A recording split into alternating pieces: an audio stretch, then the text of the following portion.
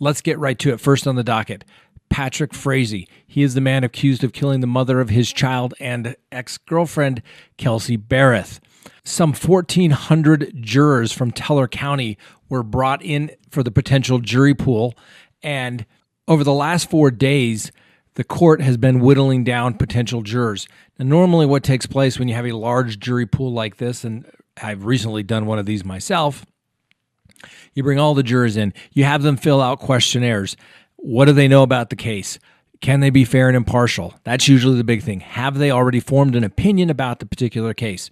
And when you have a panel of 1,400 people, everyone's usually pretty liberal when it comes to getting rid of people. Like, why? Just get rid of them. Let's not try to rehabilitate them into being potential jurors. Let's get the people that have had no idea what's going on with this case, and let's just have them participate.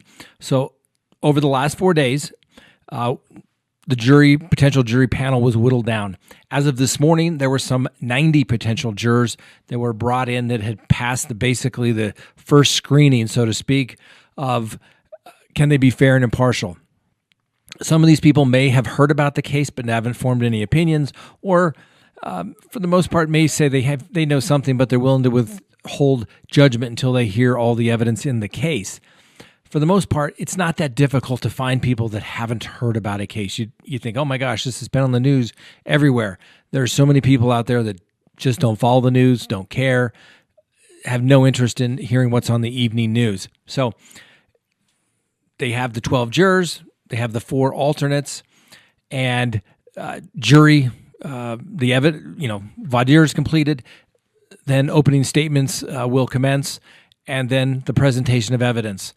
There's been reports that the nurse, Crystal Lee Kenny, has arrived in Colorado traveling via airplane. Apparently was seen at the airport, and so she's going to make her way down there. The district attorney will probably call her relatively soon in the case. They're going to call the police officers, kind of set the stage, how it happened, why they got involved, and kind of lay the overall scene.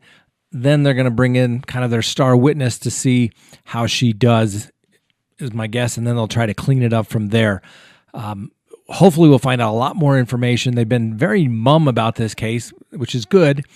So it's not actually tried in the press, and we get the facts as they are admissible in court. But it's going to be an interesting case. We're going to see if the jury believes Ms. Kenny, and we're going to see if the jury is ultimately convinced beyond a reasonable doubt that it was Mr. Patrick Frazee that did this, or was it Ms. Kenny, or is she even deceased? We'll have to wait and see. All right. One more thing as it relates to the Patrick Frazee case. The judge has put a complete kibosh on any kind of TV cameras in the courtroom, has limited even anyone tweeting what's taking place in the courtroom. So it's going to be limited to reporters that are actually there taking notes and basically doing reports later. I've never heard of a judge limiting what's being tweeted. I've seen people live blog from high-profile cases because people have a right to know. This is my personal opinion. I would put cameras in every courtroom. Courtrooms are meant to be open to the public. Yes, anybody can go in and watch. There's no way that these people are going to necessarily be tainted because somebody's not tweeting what's taking place play by play in the courtroom. The witnesses are going to be sequestered. They can't talk to anybody about their testimony. So I just don't understand in a modern world why we're not allowing cameras in the courtroom, why we're not allowing someone live tweeting. And the judge even said no to a courtroom sketch artist participating and doing photos, saying that it would violate his previous order. Go figure. Voir dire started last Monday. They seated a jury. Friday, they began opening statements, and pretty much what everybody expected. Frazee did it, and the defense said, no, he didn't. You can't prove anything and find my client not guilty. So the first witness the prosecution called was the mother of Kelsey Berreth. Her name is Cheryl. Cheryl called Patrick Frazee and to see if he had spoken with Kelsey. according to Cheryl, that Patrick seemed very disinterested, not really concerned in any way, which also drew greater suspicion from Cheryl. Cheryl testified when she spoke to Patrick Frazee on December 2nd that he stated to her that Kelsey wanted her own space and that they had basically broken up. Cheryl seemed surprised because she hadn't learned this from her daughter. Now, obviously, this is, all kinds of, summaries. I'm not sitting in the courtroom, although I wish I could be.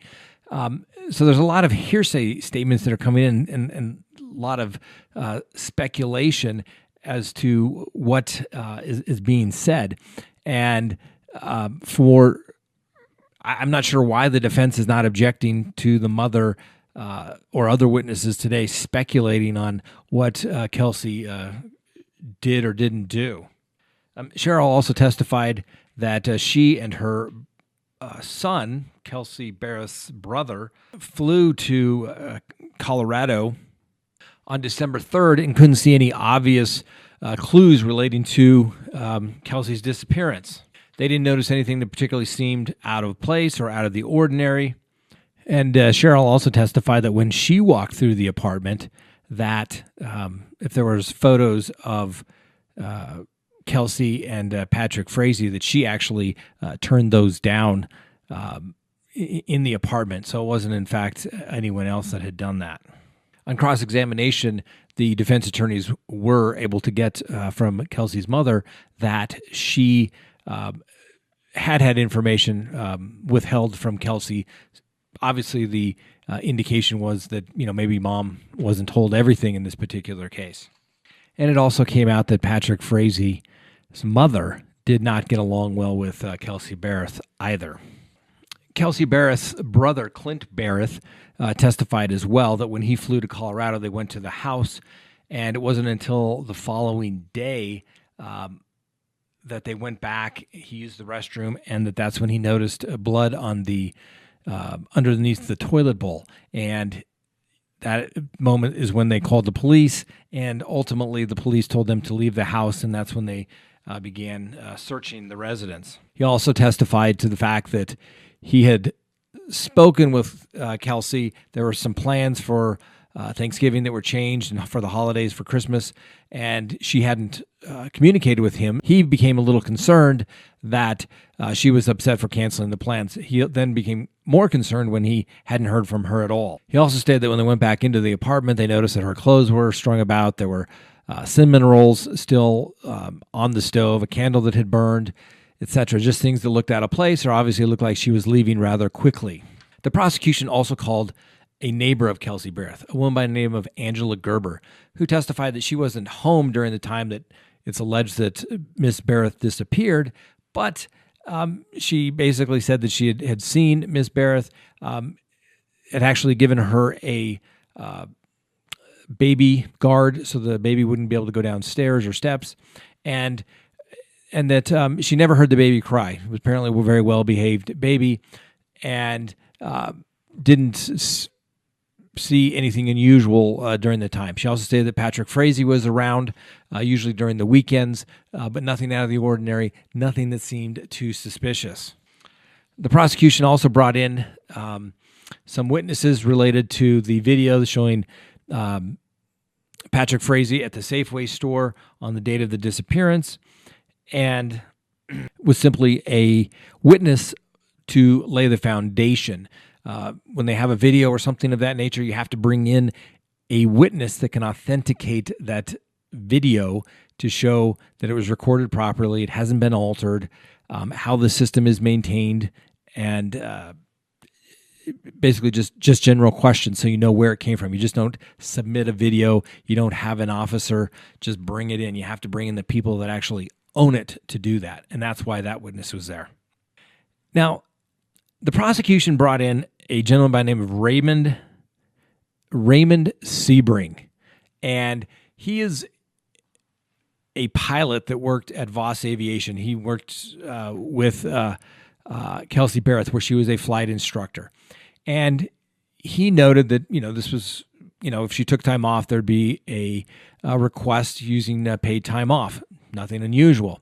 Now, I'm not sure how it got to this level of speculation, but apparently he was speculating that he thought it was very unusual because Kelsey Berreth always used little emojis in her text messages, and on the time where he received text messages from her stating that she could not show up for work, but she'll call after the 4th or something of that nature, December 4th, that those text messages didn't have emojis either. And, that's, I guess the prosecution is trying to say that obviously these texts were written by somebody else, and therefore that shows suspicion. And obviously Mr. Frazee must have been the one that committed the foul play. Kind of a stretch there, but, it's the kind of thing, if all we've got is emojis, that's all we're working with, I hope there's a little bit more forthcoming. The prosecution then called several police officers who were originally called to do the welfare check to speak with Patrick Frazee. Once again, first time in the apartment, didn't notice anything unusual other than perhaps the cinnamon rolls that were still there. Patrick Frazee seemed very calm and nonchalant and not concerned about Kelsey Berreth in any way. And that can be, what do you expect? They've obviously had a tumultuous relationship. They're breaking up. Yes, they have a child together, but, a lot of people have exes. They could care less about them. Does that necessarily imply guilt? Maybe. It depends on how these witnesses are coming across, and it really depends on the more information to come at this particular time. And you have to remember, in a trial, there usually is not some knockout punch. It's one witness. It's kind of like tennis if you had to. You get a point here, maybe the defense scores a little point on cross-examination, but usually not a whole lot of aces. And I haven't seen any aces from what we've been able to learn about this case so far. A woman by the name of Patricia Key was called to the stand.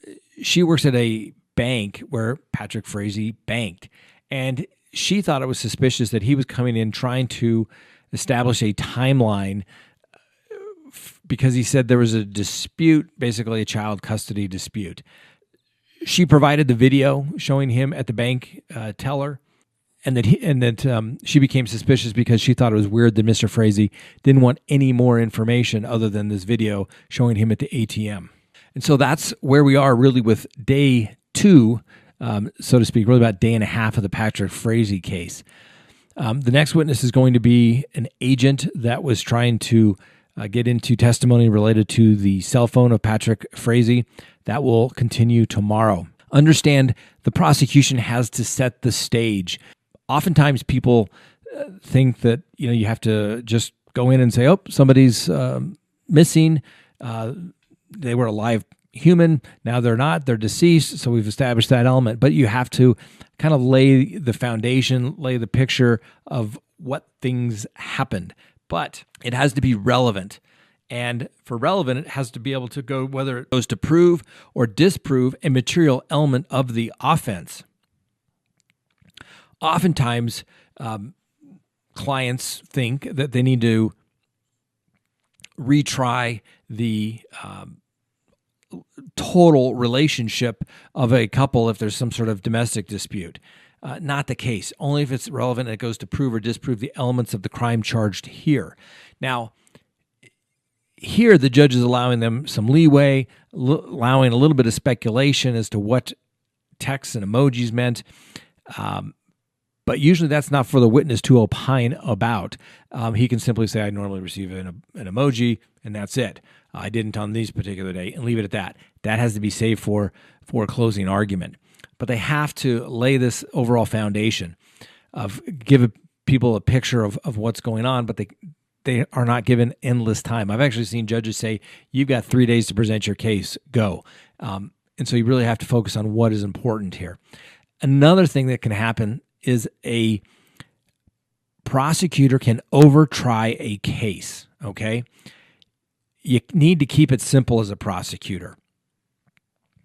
Keep it simple. That's what prosecutors need to do. I literally have had cases, if they called one witness on an assault case I had once, where if they'd stuck with that witness that said, my client was the one that did it, they kept calling in more and more witnesses. And by the end of it, even the prosecutor didn't know what happened in that case.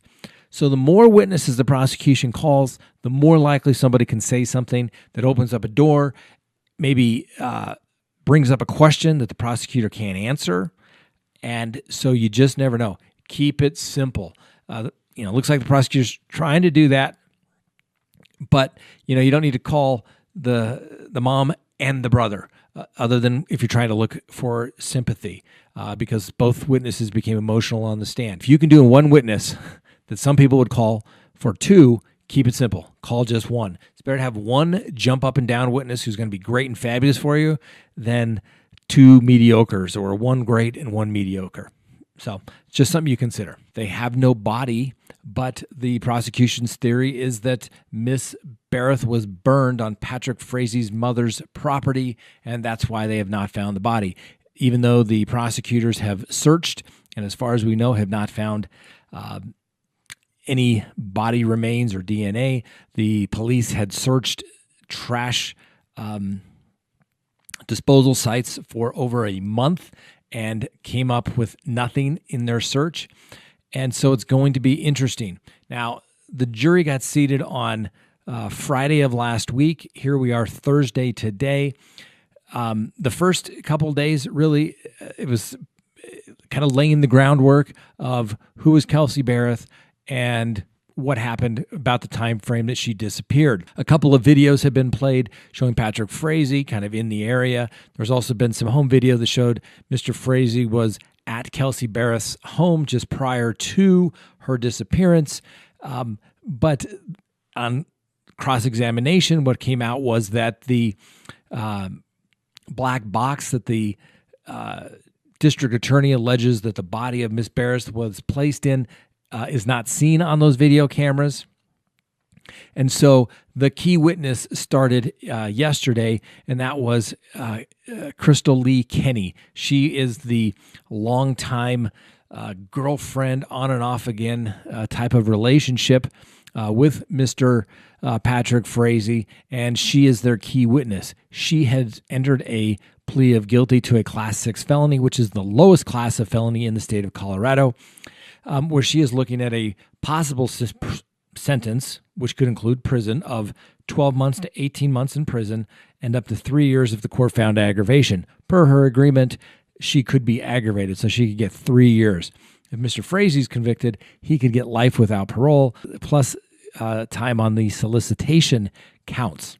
So Miss Crystal Lee Kenny took the stand starting yesterday. She started going through her relationship, that she had met Patrick Frazee years and years ago. They met at a rodeo here in Colorado. They kept in touch. She gets married. At one point, she becomes pregnant with his child. He urges her to abort the child. She aborts the child. At some point in their relationship, which is on again, off again, obviously, Crystal Lee Kenny was married up until recently, where she was divorced. At some point, she actually discovers through some friends of a friend that Kelsey Berreth is pregnant, and that obviously Patrick Frazee is the father. So kind of a little passive-aggressive thing, knowing that she knows but hasn't been told. She shows up at one point to Patrick Frazee's house with child's clothes. Well, they still have this relationship, and apparently during this time, Patrick Frazee is saying that Kelsey Lee Berreth is allegedly mistreating the child and that he's there for her protection. And then Miss Crystal Lee Kenny says that on three occasions, that she was going to kill Miss Berreth herself, and that she failed to do so every time because, for lack of a better term, she just chickened out. One of the situations was she was supposed to poison the coffee. She apparently gets the coffee. She somehow introduces herself to Miss Berreth, but she gives her the non-poison coffee. The other incidents, once again, she says she's going to do it, but she doesn't. Then she's supposedly back in Idaho, and apparently she gets this call from Patrick Frazee, and he says, "Boy, you have a mess to clean up." And Somehow she apparently just knows what took place. So she gets in her car.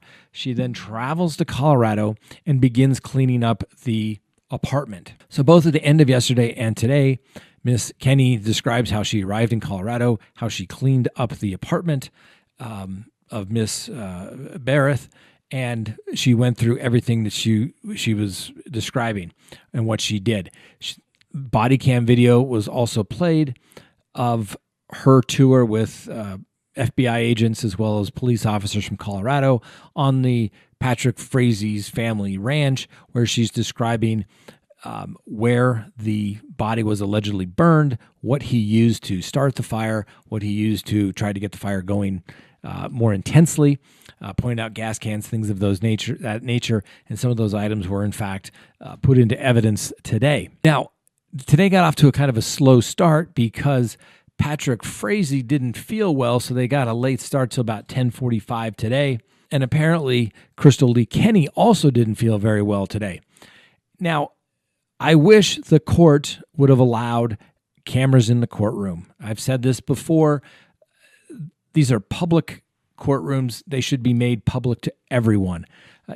Not everybody can go sit in a courtroom and spend 3 weeks watching a trial, but these are public forums. It lends credibility to the judicial system if everything is done where everybody can see it.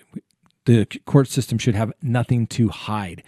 If the decorum it gets out of whack, the judge can immediately impose restrictions like that. But in this particular case, the judge prohibited people from tweeting, blogging, and obviously no videos. And in fact, today he had the sheriff seize what somebody was putting on their notes, but apparently it was a sketch artist who worked for NBC, and they confiscated those sketches. And the judge said that the individual could have those back today.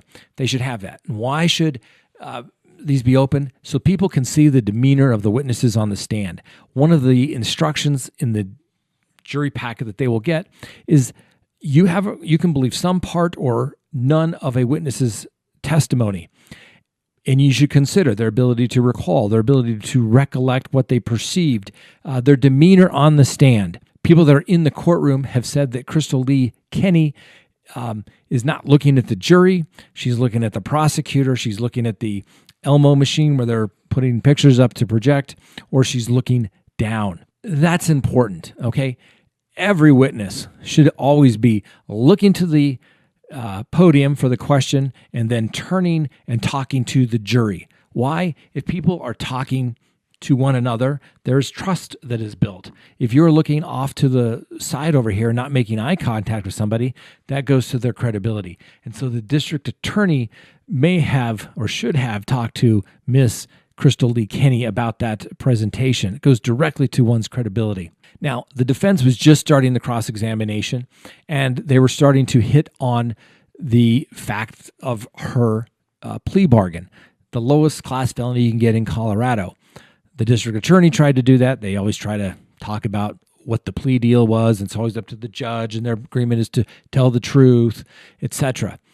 But the reality of it is the district attorney could have charged her with accessory to murder, which would be a class 4, which would only be 2 to 6, could have charged her with conspiracy and put her up there with a much higher possible penalty. She could have been charged with the solicitations that she did. She could have been charged with attempted murder by taking that substantial step, okay? And I think what the defense is going to harp upon is that for whatever reason, Miss Kenny wanted to be Mr. Patrick Frazee's number one. She's getting divorced from her husband. She wants to be with this guy. She supposedly thinks about killing her on 3 occasions and then just happens to take a phone call and drives down here to Colorado to clean up a mess? Or did she drive down here to Colorado to kill Miss Berreth? That is the cross-examination attempt I believe they're going to take. I believe that would be the strategy that I would take if I was the defense attorney, because it's the obvious one. You have to say that Mr. Frazee did nothing wrong, and maybe at the most he's the one that helped her dispose of the body after she killed him. And maybe he can take his accessory after the fact or tampering with evidence. Try to turn the tables on that. Not saying that's right. I'm just saying legally you have an obligation to your client to argue the reasonable inferences from the evidence or the lack thereof. And I think it's certainly clear that that could in fact be the case. It's going to be interesting. And yes, that's my opinion on that, my analysis on that. But at the end of the day, the opinions that really only matter are those of 12 jurors. Crystal Lee Kenny, the nurse, the other woman, has pled guilty to tampering with evidence, which is a Class 6 felony. And in exchange for that reduction of charging, she has agreed to cooperate. She is eligible for probation. She could receive prison up to 3 years in the maximum range under the plea bargain in her particular case. And I guarantee you she will be asking for probation. Now, the trial started basically last Friday, so here we are, technically day 6. We heard from Crystal Lee Kenny over the course of about a day and a half. She testified to the fact that she had been solicited by her longtime on-again, off-again boyfriend, Patrick Frazee, and that she attempted to kill Kelsey Berreth herself on a couple of occasions, but never went through with it. And then, right about Thanksgiving, when this is all alleged to have happened, Crystal Lee Kenny states that she receives a phone call from Patrick Frazee, who says you have a mess to clean up, and that she, out of fear for her life and those around her, doesn't call the police, doesn't tell anyone of what she thinks may have happened, but she jumps in her car, drives from Idaho to Colorado Springs into the Teller County area, and proceeds to clean up the apartment where she says there is a large amount of blood, and it is believed that Kelsey Berreth was killed in there and ultimately taken out of the apartment. Now, Miss Berreth says that she was scared for her life, but she cleaned everything up anyway, and she didn't clean thoroughly in some spots because she wanted to get caught, basically. Now, understand, apparently after she leaves the apartment, and although there is video outside of the apartment, none shows Patrick Frazee leaving with this plastic bin that is alleged to have had Kelsey Berreth in the bin. Now, Crystal Lee Kenny apparently then goes with Patrick Frazee, goes to some property that he is renting and or the family ranch, whereupon they take this plastic bin that supposedly has the body of Kelsey Berreth, put some igniters on it, and burn the body, and then ultimately cover it up, this burn pit, with some more gravel, dirt, and some hay. Now, the defense basically cross-examined on Crystal Lee Kenny about really the fact that she didn't report this to anybody. When she was in town, she didn't tell the neighbor, oh my gosh, she's not going to believe what happened. You didn't go to the police department here. You didn't stop on your way back to Idaho when you also have the phone of Kelsey Berreth and you use it to send text messages and you take it all the way back and ultimately dispose of it. Not once then do you think that you should call the police. It isn't until the police come talk to her that she ultimately gets an attorney and they cut a deal. Now, this case has always been about Crystal Lee Kenny. She is the key witness. There is no body that has been produced. And today, we'll talk about in a second, they think they found they testified that they found a human tooth. It was just a little unclear by the defense cross-examination of Crystal Lee Kenny that, frankly, it wasn't more accusatory of her and stressed more, oh, you're in such fear, but you didn't do anything to call anybody ever. All right. So today, the prosecution is going to attempt to corroborate everything that Crystal Lee Kenny does. Okay. There was a key question on redirect. Crystal Lee Kenny was asked, is everything you've testified to correct? And she says, not yes, I believe so.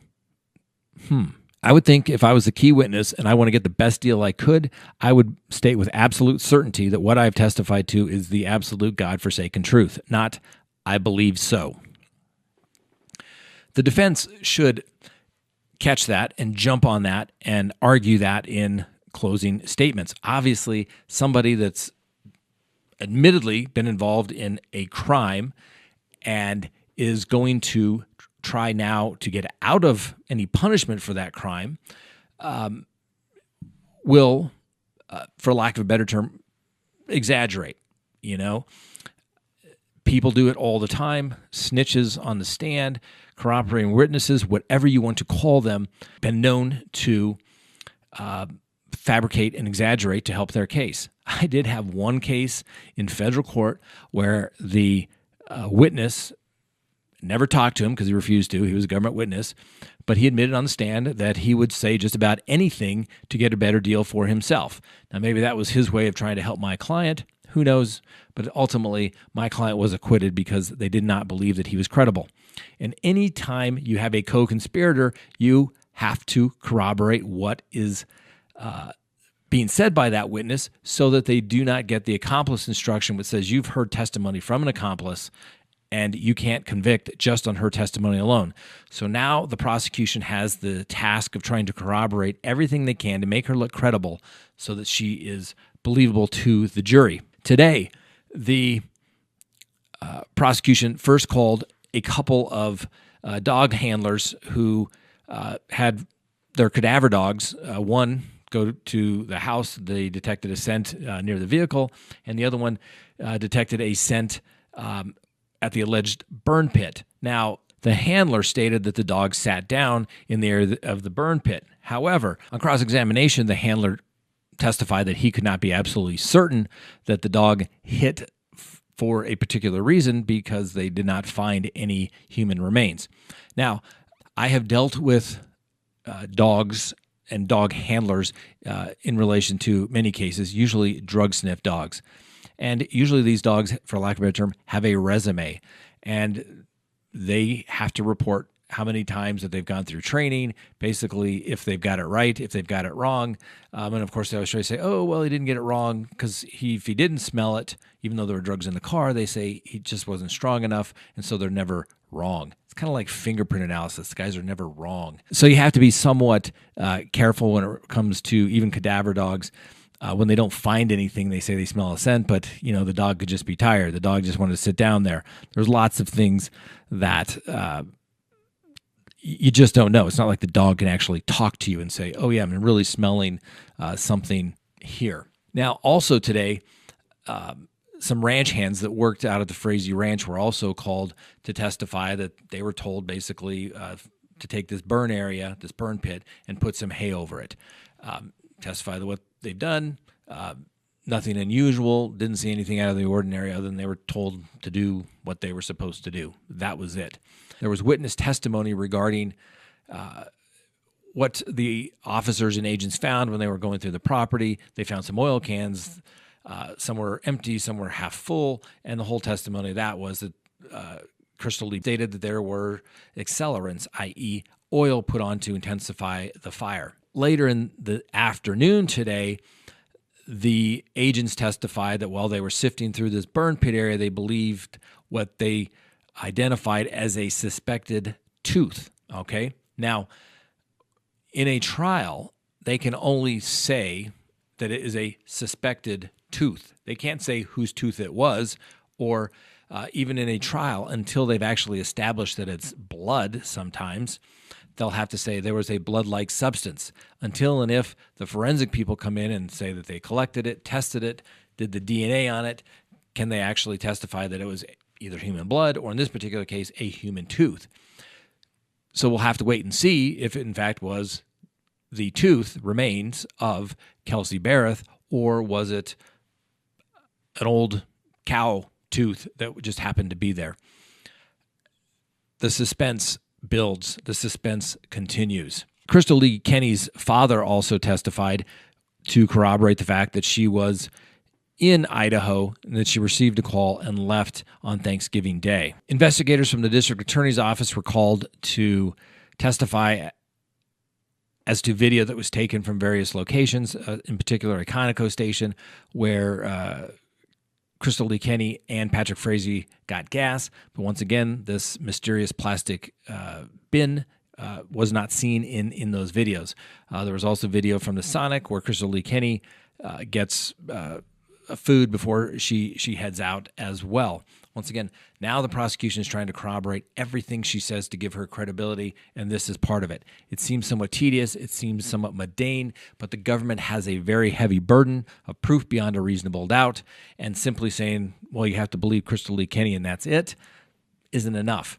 And that's why in today's age of video electronics, they can literally track people around town by trying to get video surveillance where they believe people were. It's time-consuming, it's monotonous because somebody has to go back and review it, but they're doing that for an important case like this because the stakes are so high. Now, the special agents that went out there to the property with Crystal Lee Kenny at one point attempted to use luminol to see if, in fact, there was blood out there, just like they had done at the house. The luminol was changing to the appropriate color. They had to get a new batch of it because it was basically showing that there was blood everywhere, and it turned out to be basically a false positive. The investigators also stated that they had limited success with luminol at Kelsey Berreth's apartment when they went back and searched it on December 19th. And the testimony concluded for the right before the last break of the afternoon with FBI agents talking about this partial tooth that was found. It's unclear what, if any, DNA testing was done, and if they were able to determine if, in fact, it was Kelsey Berreth's tooth, that would certainly be a huge corroborating fact for the prosecution to corroborate Crystal Lee Kenny's statements. This case is going to get good over the remaining 2 weeks that it's anticipated to go. My guess is the witnesses are going to move pretty expeditiously over the next few days, and this should be to the jury, my guess is, by next Friday, depending on whether the defense is actually going to put on a defense or simply rest and argue that they being the government, has not met their burden of proof beyond a reasonable doubt. We'll wait and see. I have said it once and I have said it 1,000 times. It is always the defendant's own words that come back and bite them. And in the Patrick Frazee trial late Friday afternoon, it looks like that is what's coming back and is going to potentially hurt Mr. Patrick Frazee. For those who don't know, Patrick Frazee is charged with killing his one-time fiancée, Kelsey Berreth, the mother of their child. And it is alleged that Patrick Frazee's other one-time on-again, off-again girlfriend, who clearly wanted to be with Mr. Patrick Frazee, was solicited once to poison Kelsey Berreth's coffee. 2, was sent to her condo with a pipe, stating, according to Miss Crystal Lee Kenny, the nurse, the other girlfriend, was that she should hit her and not make it too big of a mess. And then the 3rd time, apparently Patrick Frazee gave her a bat and said, swing away. And ultimately, Crystal Lee Kenny says that she never went through on any of those attempts. Ultimately, Crystal Lee Kenny, the other girlfriend, the nurse, drives from Idaho basically on Thanksgiving Day and drives out to, quote, clean up a mess because Patrick Frazee says he's made a mess and she needs to come clean it up. Kelsey Berreth is ultimately reported missing by her mother. The search ensues. Nothing is found. Patrick Frazee is charged with first-degree murder. Crystal Lee Kenny is charged via a plea to tampering with evidence, a Class 6 felony, a very low charge here in Colorado, where she faces only a presumptive range of 12 to 18 months in prison or up to 3 years if it is in an aggravated range, and she has agreed to that range. So she could get probation up to 3 years and then a 1-year period of parole. Not pretty significant for basically someone that conspired with Patrick Frazee, allegedly, to kill Kelsey Berreth. Now, we had discussed all of this, but late Friday afternoon, there was a witness by the name of Joseph Paul Moore. And Joseph Paul Moore has known Patrick Frazee for a long time. Joseph Moore said a couple of things Friday which lends great credibility to him. 1, he considered Patrick Frazee a friend. 2, he stated that he didn't want to think that somebody that he knew could actually do something that Mr. Frazee is accused of. But he recollected 2 conversations where he had had conversations with Patrick Frazee regarding Kelsey Berreth. And one conversation, he says, oh, I want to get rid of her, kill her, and he kind of trails off. And then Mr. Moore states that it trailed off and he didn't really follow up. But at one point in April of 2018, he asked Patrick Frazee how things were doing, and apparently he says, I figured out a way to kill her. Mr. Moore says, hey, you don't joke about stuff like that, and that's just, don't do those types of things. There was also a recollection of a conversation that they had where basically, if there's no body, there's no case. If there's no face, there's no case. We've talked about that before. Why? Because identity is so important in a criminal trial. They need to show that the defendant is the one that actually did something wrong. Unlike a, say, for example, an assault case or a domestic violence assault case, where somebody comes in and points their finger and says, yes, the man at the defendant's table is the one that did blank to me, hit me, pushed me, poked me, shoved me, whatever. In a murder case, obviously that's more difficult when you don't have a victim coming in and testifying. So it comes from a lot of evidence that comes in from other people. And a lot of this is circumstantial. The conversation with Mr. Moore was, and then what came up apparently during the testimony, is that they would kind of kid and joke about, oh, women, you can't divorce them, you can't kill them, those types of things. Banter, completely, inappropriate. Was it just joking? Possibly. But this is what I want to talk about when it comes to statements, and anything the defendant says can and will be used against you, okay? I had a lovely subscriber the other day that made a comment regarding, I made a suggestion that it was probably inappropriate for the mother of Kelsey Berreth to testify as to what her daughter was saying. Well, because that is hearsay, okay? Hearsay, it's an out-of-court statement of another person that someone on the witness stand is testifying to, being offered for the truth of the matter asserted. So someone on the witness stand cannot testify to what someone else said that has not come to court and testified already. That's a general rule of hearsay. Yes, there are many, many exceptions. Oftentimes the district attorney will say, well, it's not being offered for the truth of the matter asserted. Okay. So, for example, if the conversation is, officer, what did the witness say to you? Sometimes the judges will allow it in. Others will say no. From the defense perspective, if it's not being offered for the truth of the matter asserted, then why is it relevant? A good judge will usually just say, just ask the witness without saying what was said. Was there a conversation? Yes. What did the officer do after that conversation based upon that conversation? He then pursued a lead or something to that effect. So just because Kelsey Berreth said it to her mother does not make it a non-hearsay statement, okay? But statements that do come in, okay, it's called admissions of a party opponent. And if you are a defendant, anything that you say can and will be used against you because it comes in as a statement against you. You're a party to the proceedings.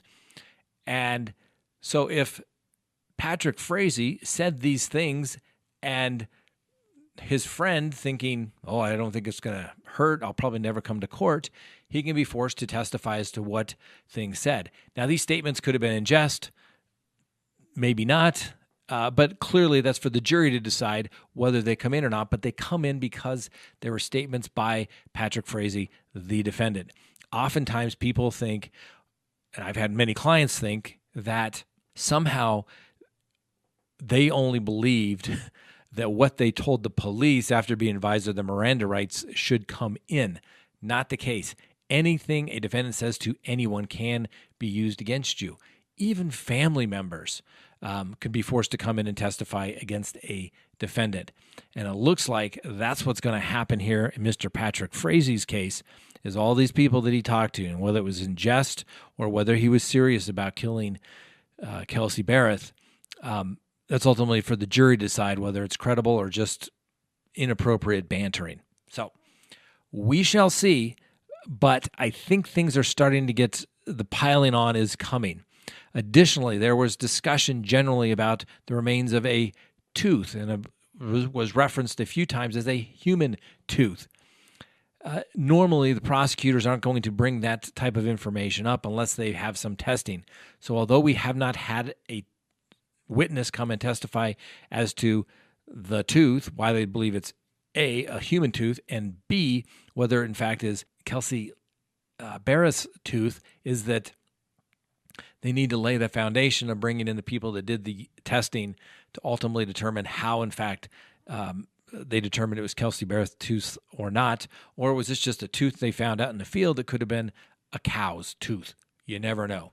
We'll just have to wait and see on that one. But I think things are starting, the piling on is coming, and it's going to be curious to see whether Patrick Frazee ultimately takes a stand in his own defense, and maybe he'll say Crystal Lee Kenny is the one that did it. In fact, I helped her dispose of the body because I was trying to help her out, and who knows that she's the real murderer, so to speak. Now, of course, the defense cannot put Patrick Frazee on to say something like that if he's already told them what may have happened.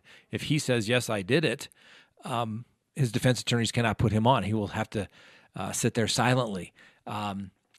If he's never told them or always maintained, I didn't do it, it was, for example, say Miss Kenny, then he could obviously get up and testify, and the attorneys would not be ethically prohibited from allowing him to get up and do that. So we'll wait and see. Court's in recess today because of the Veterans Day holiday. It shall resume this week and probably be over by the end of the week or early next, but we'll see. So Crystal Lee Kenny has received a good deal, to say the least. She pled guilty where she looks at no more exposure than a 3-year sentence in the Colorado Department of Corrections. And you can always tell the strength of the district attorney's case is by the benefit that they give to the cooperating defendant. In this particular case, Crystal Lee Kenny, who in theory was conspiring to go kill Miss Kelsey Berreth at least 3 times by her own admission, per the request of Patrick Frazee, per her own admission, but only pleads guilty to tampering with evidence. So like I said, if you look at the smoking deal that the co-defendant gets that they need to make the case, you know that they have a weak case. If they had a solid case, if they had a Loctite solid case against Patrick Frazee, they wouldn't even need Crystal Lee Kenny. They need her to lay the story, hence her good deal. And as we talked about in previous videos, now that Crystal Lee Kenny has testified, the purpose of the prosecution from this point forward will simply be to try and corroborate every little piece of evidence that she has talked about and to corroborate that. Today, it was former employees that worked with nurse Crystal Lee Kenny, who said that they were familiar with the fact that she left on Thanksgiving. One worked with her and said she seemed a little down. She was tired when she got back. And the other witness was there to testify to the fact that she covered her shift on Thanksgiving and the day after. Additionally, there were statements made by Miss Kenny that, once again, the prosecution is trying to corroborate or list as some sort of prior consistent statement. Prior consistent statements are not hearsay. So, for example, if Miss Kenny says, I told my coworker something, the defense says, oh, you really didn't say that, and kind of infers it was something that was made up, or her credibility has been attacked. Prior consistent statements, i.e. they bring the witness in and said, oh yeah, Miss Kenny did tell me this, that she got wrapped up in something in Colorado with this Frazee guy. That's a prior consistent statement.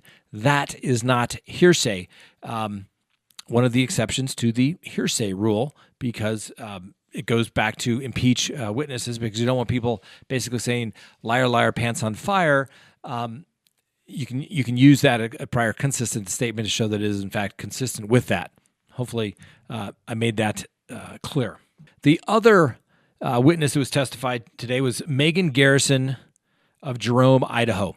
This was a friend of Crystal Lee Kenny, and apparently the two of them swapped cars. Crystal Lee Kenny had a big truck, not very economical driving back and forth to Colorado. So on her trip back over the Thanksgiving holiday, Crystal Lee Kenny, borrowed the vehicle of Miss Garrison, a Passat. She also had a firearm in the car. When the FBI searched the car, local authorities looked at the car, they found a firearm underneath the seat. She said, yeah, that's mine. When they found it, it only had 6 rounds in it, and she could not recall if there was, in fact, a bullet in the chamber, because in previous statements, the witnesses stated that she thought she always carried the firearm with a full magazine in one chamber, with 1 round in the chamber, so obviously it's ready to fire. She couldn't remember that. I bet the defense will make some hay out of that.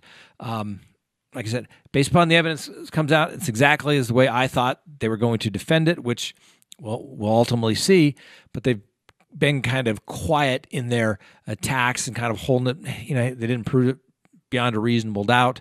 And I think they're going to argue is that Crystal Lee Kenny came here to Colorado as a jealous girlfriend, took care of everything, and that perhaps Patrick Frazee at most probably helped to dispose of the body of Kelsey Berreth. But we'll see how that shakes out. Additionally, this afternoon, some FBI agents as well as some local law enforcement in Idaho were called as they searched the home of Crystal Lee Kenny, as well as locating a burn pit outside her house. For those of you who don't know, sometimes when you live in rural communities, they burn their trash, they burn their garbage. So they have a burn pit. It's not necessarily anything unusual. When sometimes in the spring, if I'm flying out of Denver, you can see fires out in rural areas because people are burning their trash. That's what they do. It's not that uncommon at all. So to have a burn pit on a rural farm is not necessarily anything unusual at all. One of the officers from Idaho did say that in one of the burn pits that he did find some glass and what appeared to be some sort of electronic device, which would be consistent with Crystal Lee Kenny's statement that she disposed of the burner phone, and at her house in a burn pit. But that does not necessarily exclude her from doing something to Miss Berreth while she was in Colorado, and she comes home and burns the burner phone because she was planning to do something nefarious. We'll see how the jury believes it. A Robert Slagle, who was a good friend of Patrick Frazee, also testified after Kelsey Berreth went missing. He kind of drove around with Patrick Frazee, and what the district attorneys were referring to as an alibi obtaining trip, kind of stating where he was during the times where Miss Berreth would have been missing or something else was going on. For example, going to the bank, the gas station, etc. Mr. Slagle also did not recall any conversation regarding no body, no case. He said he certainly would have remembered that and certainly did not recall that conversation. Then some analysts from the Colorado Bureau of Investigation came in to analyze what they believed to be blood and how they went around contacting that. So in the next day or so, you should expect the actual lab personnel from CBI that actually performed the test to determine if this is in fact blood. Any of those tests, they have to be coming. The prosecution has to lay the foundation of how they collected it, what they did with the sample, who they sent it off to. Then they're going to bring in the people that received it, tested it, and what the results are. Late today, the prosecution also called some fire investigators from the Colorado Bureau of Investigation, and their goal was to simply lay out the fact that the fire pit found on the Frazee Ranch would be consistent with somebody burning items on the property. They would also be able to testify as an expert that, for example, that the plastic bin that was supposedly had the body of Kelsey Berreth would have burned first, and then the body. Duh. Really? I know, and sometimes that's the thing about court. You have to ask the obvious questions to get that in to evidence. On cross-examination, the defense was able to point out that the metal hinges and clasps that were supposedly on this tote should have been in the burn area, none were found.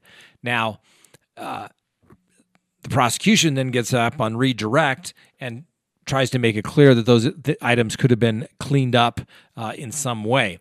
Now, that's not a good position for the prosecution to be in when they start talking about possibilities. Usually it's defense saying, isn't it probable, isn't it possible that this could have happened or this could have happened? So when the prosecution's saying, yeah, there's nothing there, but isn't it possible that somebody may have cleaned those up? That's kind of speculation, but apparently it's getting in. But it's not a good sign for the prosecution when they're trying to fill in the testimony with possibilities. They are supposed to know. And last but not least, a couple of farriers. As you know, Frazee was not only a rancher, but he was a farrier, the person that puts on the horseshoes. Talked to other farriers, and he said, hey, you know what? We're not getting along with the mother of the child. If she just pays for the medical bills and things like that, that's good to go. And then he kind of progressed to, like, I just want her gone. And like I said, these could be possibly completely innocent statements, or they could be something absolutely nefarious. Those are the questions of fact that the jury decides. And we'll have to wait and see, because we'll all find out at the exact same time. The prosecutors have a tough case. In this particular case, why is it so tough? One, there's no body. Two, Crystal Lee Kenny, the prosecutor's key witness, has some motive to get rid of Kelsey Berreth. She testified that she was asked and that she agreed to commit the crime of murder against Kelsey Berreth on 3 occasions, but that she chickened out. How many times does it possibly take to commit a murder? Well, I'm sure the defense is going to argue in closing argument the 4th time, because Miss Kenny's story has problems with it, okay? There's video available at the house. It shows Patrick Frazee going in at various times where he said he was there. It doesn't have him going in at certain times when the police and the prosecutors thinks that he should be at Kelsey Berreth's apartment or condo. And who, according to Miss Kenny's statement, gets a call and basically heads out Thanksgiving Day to Colorado to clean up a mess because your wannabe boyfriend says you have a mess to clean up. And then she says she did it because she was scared for her safety and that of her family. Of course, there were apparently no threats ever made that anybody else can know about, just Miss Kenny. Isn't that convenient? She drives all the way here, cleans up the place. While driving the 12 hours from Idaho to Colorado, never bothers to call the police, doesn't bother to pull over to any city, town, municipality and pull over and talk to the police and say, I think there's something bad that happened. Please help me, okay? There's a defense called duress, and that's basically someone made me do something, but as soon as that duress is gone, you have to immediately go to the police to have that qualify. 12 hours driving, she had plenty of time to think about it and do what she was doing. Coincidentally, there's also no DNA evidence at the residence of Crystal Lee Kenny. Now, maybe that's because she was put on a biological suit to clean the place up, and she cleaned so well. But then she says, oh, I left a couple of items there at the house of blood and this tooth, apparently, so that I could help everyone catch me and Patrick Frazee in the case. Kind of a hard story to really buy. So what does the prosecution have to do? They're trying to corroborate everything that she has said so that it looks like she is believable. What did they do? Okay, they said she went and got gas. They got video from a gas station. Okay, fine. She says that she destroyed the phone, that she took burner phones and that of Berreth that she threw away. She told them where it was, but they never found it. She said, well, we went to the ranch of Frazee and we burned everything. And so on a farm in a barn, they find some cans of oil. Okay, that aren't burned. Okay, cans of oil there. They find a gas can in a barn on a ranch. Not surprising that you would find something like that there. Then they said there was a burn area.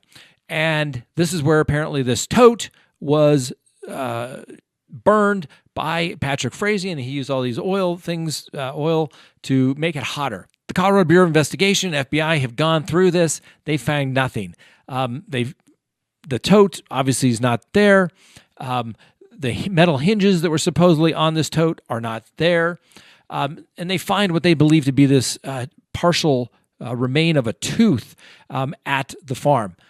And we'll talk about that in just a second, but it didn't exactly turn out the way they thought it was going to. So that's where we kind of pick up today with the evidence that was presented yesterday at trial. The witnesses called yesterday were scientists from the Colorado Bureau of Investigation, and what they were there to do is testify that we went to the crime scene, we took what we believed to be blood, we did a presumptive test, and it, in fact, turned out to be blood. And then they explained how they tested for DNA and the results. And they went through various items of evidentiary value, i.e. blood, that they believe they found at Kelsey Berreth's apartment. And first, they found blood, and a lot of it, the blood there, was a mixture, which means there's two people's DNA in this mixture of blood. One was that of Kelsey Berreth and an unknown individual. The police have the DNA samples so they can compare the DNA of Crystal Lee Kenny. They also have the DNA of Patrick Frazee that they obtained via a 41-1 search warrant. And they also had to get the DNA of the previous owner of Kelsey Berreth's apartment, a Sue Gorney, because her DNA was found there. Sue Gorney's DNA was found on the floor that was cut out at Kelsey Berreth's apartment, where they found some of Kelsey Berreth's DNA. And Miss Gorney admitted that she bled when she was moving out. She bruises easily. She has kind of thin skin, and she bleeds. So it's not particularly surprising that her DNA is there. Even if Patrick Frazee's DNA was at the residence, be like, so what? I was there all the time. DNA, it can come from your hair, skin molecules, it's cells. So if they find it, you have dry skin, you flake, you've just left your DNA there. If they were to swab a table or a podium, let's say I go to court and I touch the podium, they come and they swab it and they get that DNA, they can say, hey, Scott Reisch's DNA was there along with 50 other people, but they can't say when it got there, how it got there, under what circumstances at all. It just simply says that the DNA was there. The blood on the baby gate was that of Kelsey Berreth. The defense simply argue she must have cut herself with sharp edges on the baby gate. Pretty straightforward and not a whole lot there. The scientists also went on to testify that the burn area where they thought that they had found blood, in fact, turned out not to be anything. This blood-like substance, and this is why they have to refer to it as a blood-like substance until somebody who actually tests it can say it's actually blood. Here they thought it was blood. Turns out it wasn't. They did a presumptive test, not blood. They said, fine, we'll take a look at it, and we'll see if there's DNA. And it comes back nothing. So what they were looking for turned out not to be there. There was supposedly a tooth fragment found out at the property. Not only did they test the DNA and said, it's not human DNA. I talked about it a couple episodes ago where they have to prove that it's actually a human's tooth. They have to prove that it's Miss Berreth's tooth. And here, it could have just been an animal who lost a tooth. And in fact, that's what it turned out to be. They checked this tooth for blood, negative. No saliva found on it. And not enough material to actually obtain more DNA. The blood on the fireplace was a partial DNA sample, and so they couldn't even actually say if it was, in fact, Kelsey Berreth's blood. But I assure you, if it had been Patrick Frazee or Crystal Lee Kenny's blood, they would have let everybody know. The prosecution also brought in a forensic anthropologist by the name of Dr. Diane France. She testified regarding her work with the search of the landfill where the Fountain Police Department for over a month was going through a landfill looking for something to do with this particular case, and they found nothing. As a forensic anthropologist, she can also opine as to what she thinks old bones may be, things of that nature. And she stated on cross-examination that she was not even sure that it was a human remain of that particular tooth. The prosecution also brought in several people that worked with Kelsey Berreth at her flight instructing job.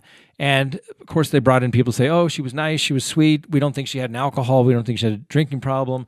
We weren't really aware of any depression issues, which has come up in this trial. But one witness did, in fact, testify that she was kind of going through some mental fatigue, but they kind of attributed it to having a busy schedule, being a single mom, and just being run ragged. No one indicated anything about any threats or anything of that nature that Ms. Berreth had expressed to them from Patrick Frazee at all. This, ladies and gentlemen, is what we call filler. Those are witnesses to fill time, to fill space.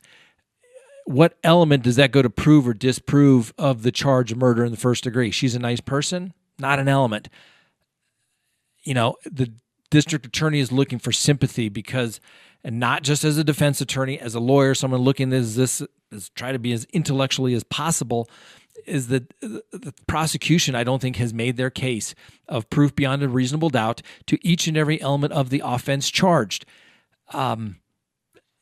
They just have not done that in this particular case, in my opinion. If the jurors think he probably did it, I think he did it, I really think he probably had something to do with it, guess what? That's not enough. That is reasonable doubt. It has to be, I am absolutely convinced, beyond a reasonable doubt, not a shadow of a doubt, but proof beyond a reasonable doubt, which is defined as not a vague, imaginary, or speculative doubt, but a doubt that would cause people to pause in matters of great importance. So we have Kelsey Berreth, who no one has seen since last Thanksgiving in 2018. We know that she had kind of some mental health issues, maybe just exhausted, maybe a little depressed. Who knows? But we have no body. We have no remains. You have to believe basically every word that comes out of Crystal Lee Kenny's mouth to, in fact, convict in this particular case. Now, one of the instructions that the jury will receive is credibility of witness instructions, and it will say you can believe some, part, all, or none of a witness's testimony. So we'll see what the jury will do. If I was representing Patrick Frazee, what I know at this particular point, I would not put him on the stand. I would rest, and I would get up and argue that the prosecution has failed to prove their case beyond a reasonable doubt. Why? Because I have won more trials when the defendant does not testify than when they do. Because the jury takes their jobs very seriously, and they have to look at all the evidence or the lack thereof. And when it goes to the defendant testifying, then all of a sudden it kind of shifts from, did they prove it? Did they have enough evidence to, do we believe what he is saying? Okay. So one more trial. So when the defendant doesn't testify, hold the government to their burden of proof. We'll see how it goes. We should have closing arguments possibly by tomorrow. So we'll see, and we'll talk about it. Good day, Crime Talk aficionados. This is Scott Reisch of Crime Talk, and today on the docket, first, the Patrick Frazee trial is almost over. Patrick Frazee's case, the prosecution rested today. The defense made a motion for judgment of acquittal, which is basically saying that no reasonable juror could convict. However, the legal standard is as such. The judge has to view the evidence in the light most favorable to the prosecution, drawing all inferences in their favor, and he would say, the judge that would say that a reasonable jury could conclude that Mr. Patrick Frazee was in fact the murderer of Kelsey Berreth. The matter would go to the jury because the judge should not interject himself as basically the ultimate juror, the 13th juror. Closing arguments will begin on Monday, but there was a little bit of action today. First, the prosecution called an expert witness who was an expert in blood splatter, and he testified that the blood around the home would be consistent with somebody basically swinging a bat and flinging the bat back and forth and blood splattering. He also indicated that it would be consistent, various wipes that would indicate as somebody had cleaned up a blood stain by wiping it. And he said that that would be consistent with murder. He didn't see anything that would be consistent with an accident in any way. And then it really got good. I have said this before. It is always the defendant's own words that are going to get them. And if these words didn't come in, I thought Patrick Frazee had a shot. I think my scales of justice are tilting just a little bit here. A former inmate who apparently was housed with Patrick Frazee volunteered his services to the prosecution. Apparently, he was contacted by the defense, didn't want to talk with them, but he apparently claims that he had some gang ties, and he alleges that Patrick Frazee asked him to have a prison gang basically get rid of the witnesses in his particular case. And this gentleman apparently is now on probation and now says that he is also not a gang member any longer, but he just felt that he had to tell the truth, even though he did admit on cross-examination that he wanted to sell the story on eBay because now Patrick Frazee is famous. The prosecution then also called an expert from the Colorado Bureau investigation who is a handwriting expert and said that the writings that were basically on paper towels looked consistent with the handwriting of Patrick Frazee. And so, like I said, after those witnesses, the prosecution rested. The defense made a motion for judgment of acquittal, denied, and the defense then rested. The matter set for closing arguments on Monday, and then the jury will ultimately get the case. The judge did conclude that the jury would receive instructions on lesser included offenses, which would be second-degree murder, and below that would be reckless manslaughter as well as criminally negligent homicide. So the jury will have those options to consider on the first-degree murder charge. We'll simply have to see what the prosecution and defense have to say in closing arguments and see if it will persuade the jury one way or the other. And then we'll just have to wait and see and find out how long the jury is out.